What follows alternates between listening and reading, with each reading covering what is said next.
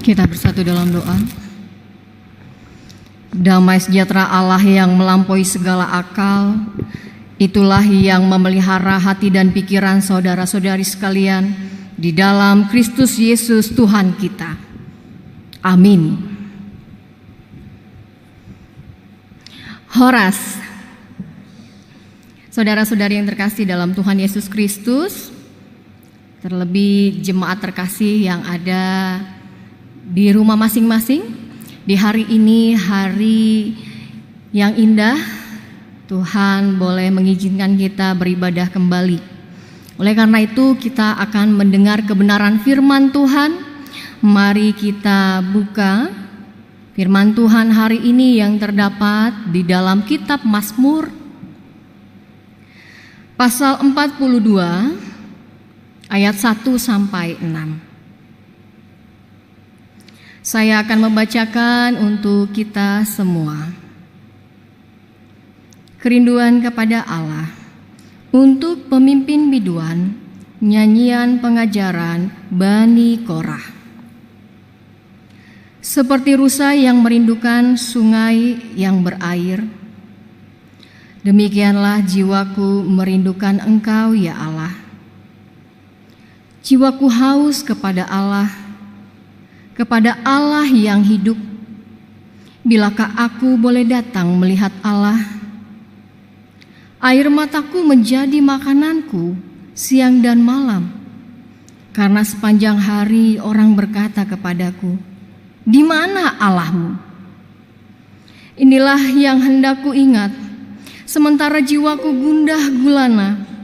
Bagaimana aku berjalan maju dalam kepadatan manusia, mendahului mereka melangkah ke rumah Allah dengan suara sorak-sorai dan nyanyian syukur dalam keramaian orang-orang yang mengadakan perayaan.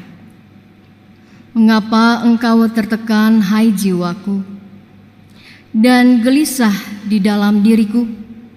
Berharaplah kepada Allah, sebab aku akan bersyukur lagi kepadanya, penolongku dan Allahku. Sampai di situ pembacaan firman Tuhan. Saudara-saudari yang terkasih dalam Tuhan Yesus Kristus, pernahkah kita merasakan rasa rindu?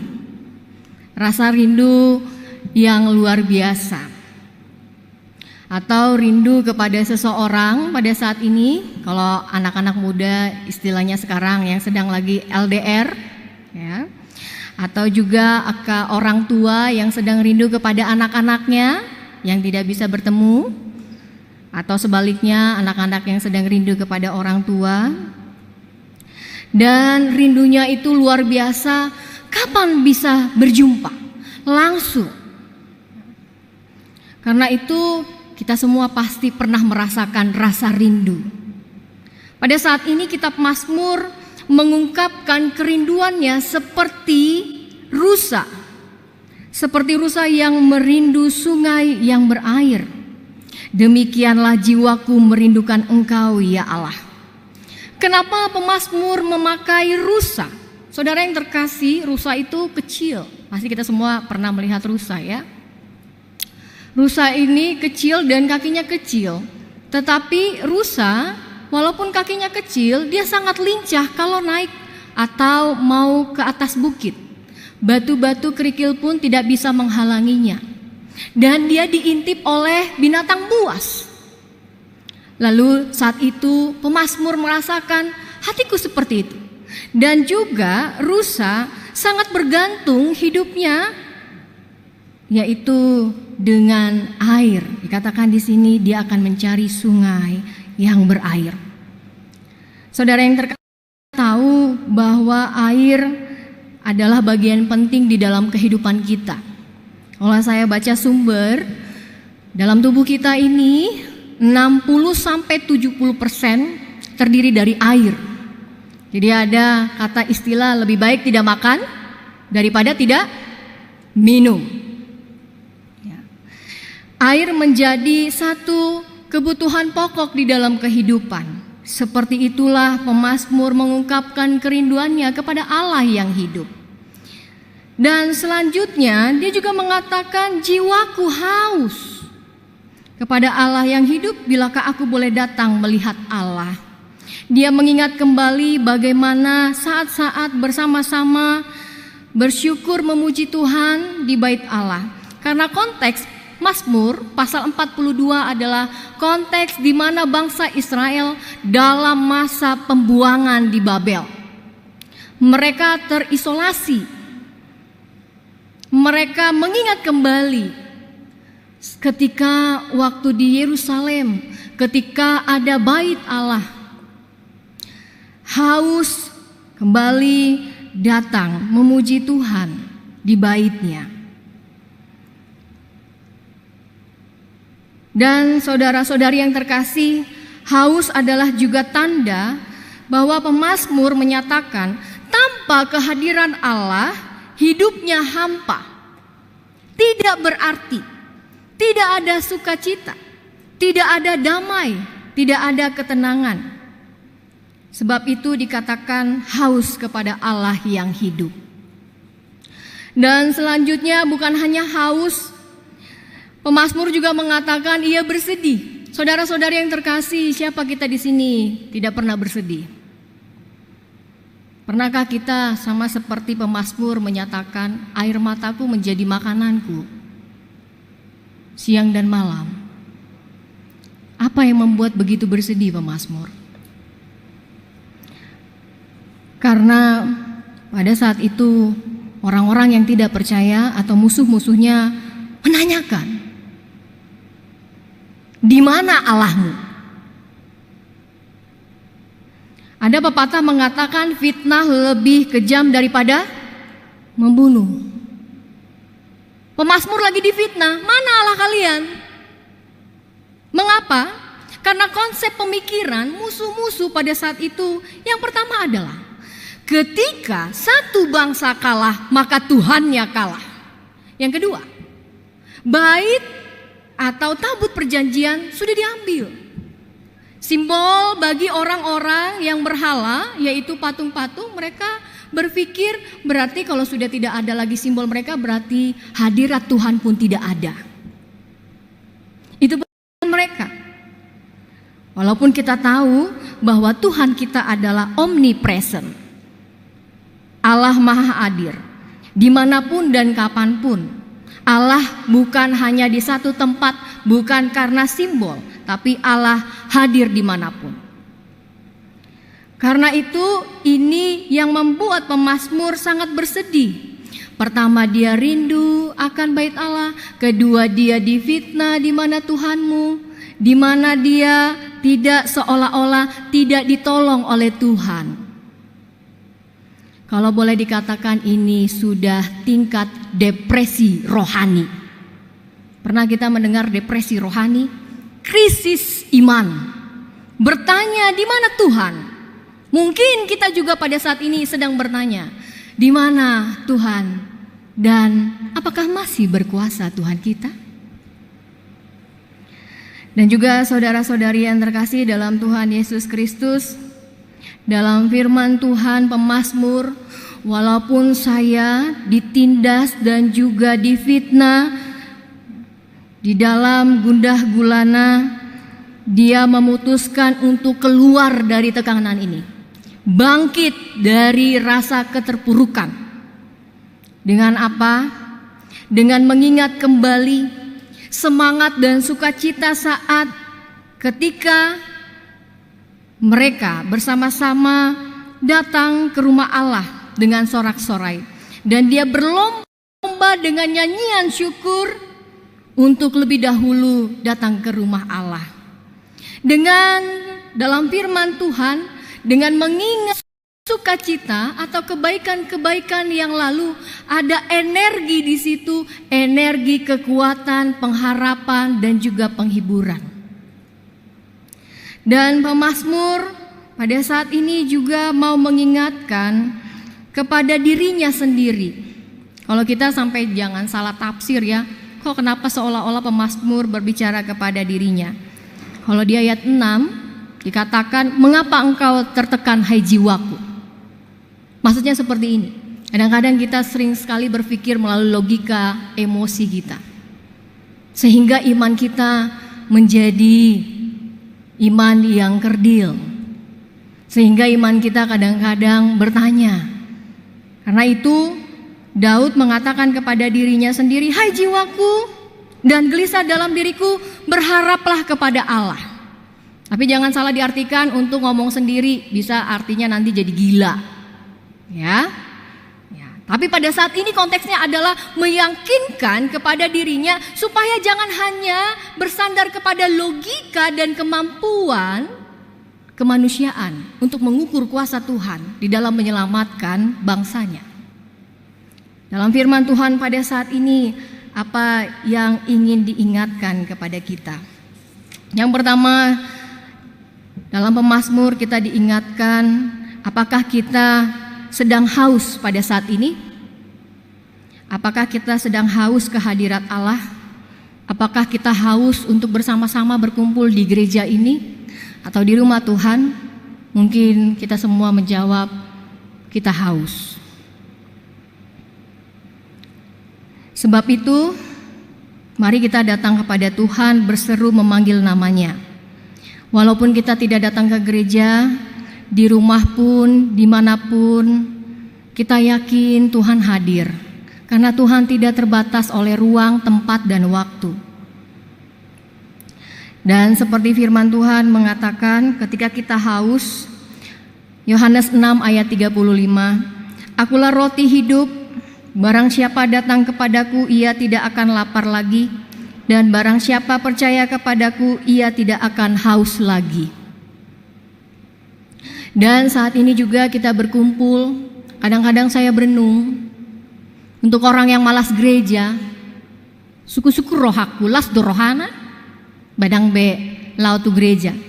Ya, mungkin ini juga ada maksud dari kejadian yang kita alami saat ini. Mudah-mudahan yang tadinya malas ke gereja, dia tetap beribadah kepada Tuhan bersama dengan keluarga-keluarga.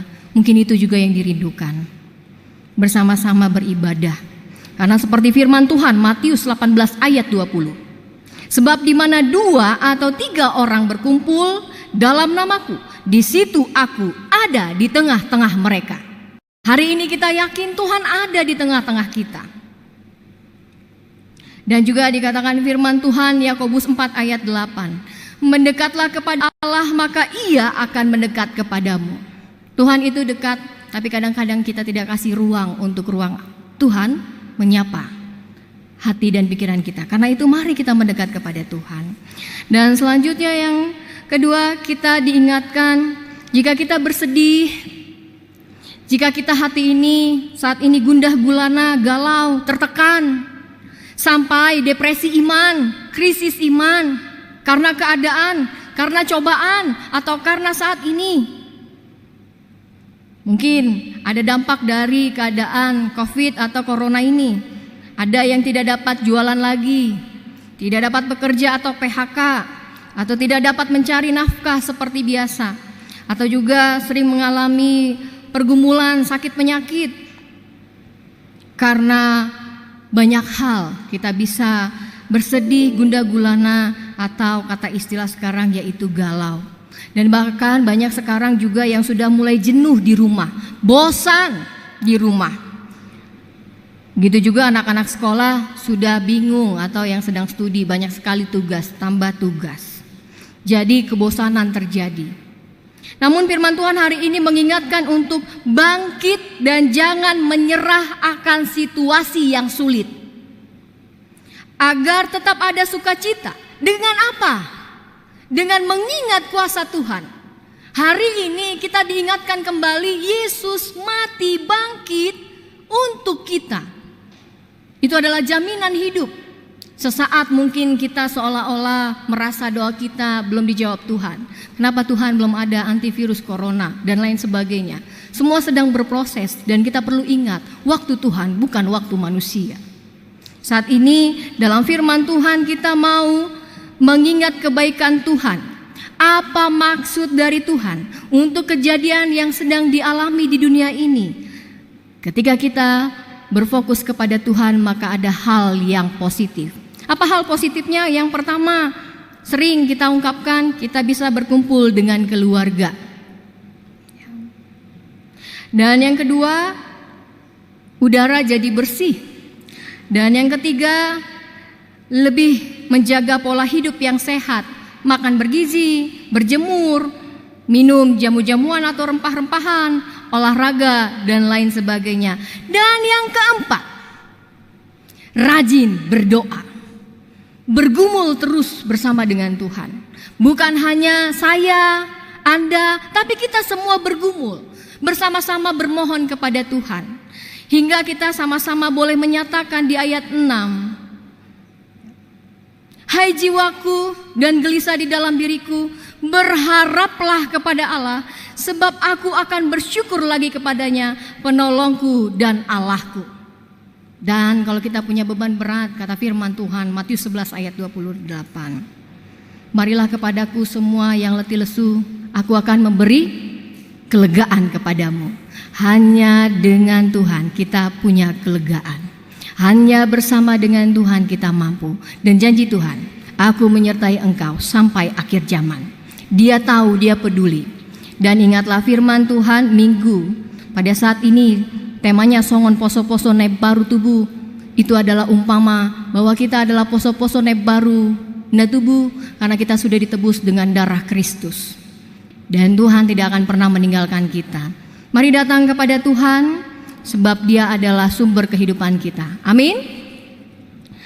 Amin. Mari kita bersatu di dalam doa. Tuhan Allah yang bertata di dalam kerajaan surga, Tuhan yang kami kenal di dalam nama anak-Mu Tuhan Yesus Kristus, yang terus Tuhan memelihara kehidupan kami melalui Roh Kudus. Pada saat ini Tuhan, kami merendahkan hati kami, berseru dan juga berserah untuk semua Tuhan yang terjadi di dalam kehidupan kami. Firman-Mu mengingatkan bahwa Engkau tidak akan pernah meninggalkan umat-Mu. Dan firman-Mu Tuhan mengingatkan kami untuk tidak takut, untuk tidak gundah gulana, untuk tidak terlalu bersedih dengan segala yang terjadi saat ini Tuhan. Karena Engkau adalah penghibur sejati melalui Roh-Mu. Karena Engkau adalah penolong kami Tuhan. Ajar kami Tuhan untuk bersabar menanti setiap kerinduan dan juga kehausan kami Tuhan. Ajar kami juga Tuhan untuk mata hati kami tertuju kepada Engkau. Dan pada saat ini Tuhan, ketika kami menghadapi pergumulan, yaitu Tuhan virus corona, biarlah Tuhan kami terus memandang Engkau, agar kami Tuhan dapat melihat segala maksud Tuhan, segala yang baik. Karena kami yakin dan percaya rancangan-Mu adalah rancangan damai sejahtera. Tuhan, kami berdoa untuk semua jemaat-Mu dimanapun mereka berada. Kau berikan Tuhan panjang umur, kesehatan. Begitu juga Tuhan yang sedang mengalami sakit, Engkau adalah tabib yang ajaib. Sembuhkan Tuhan semua yang sakit. Begitu juga Tuhan, berkati semua para medis yang turun tangan mengobati. Kami juga berdoa Tuhan pada saat ini semua yang sedang sakit, begitu juga Tuhan sakit hati, Engkau boleh menyembuhkan, Engkau boleh yang menyentuh Tuhan, agar tidak mengingat semua keburukan atau rasa sakit hati. Namun Tuhan ada roh untuk memaafkan Tuhan, agar boleh hidup dalam damai sejahtera. Pada saat ini juga Tuhan kami berdoa, biarlah Roh Kudus-Mu selalu mengajarkan kami untuk memberikan waktu dan juga pikiran hidup kami memuji memuliakan nama-Mu selama kami ada di dunia ini. Oleh karena itu Bapa yang baik, kami serahkan kerinduan kami. Lebih dari apa yang kami ungkapkan, Engkau tahu. Engkaulah Tuhan yang menyempurnakan. Kami juga berdoa Tuhan untuk setiap keluarga, Engkau tambahkan sehati sepikir. Begitu juga Tuhan dalam setiap gereja-Mu bersatu terus untuk melayani Engkau. Terpujilah Engkau selalu, di dalam nama Yesus Kristus kami berdoa, amin.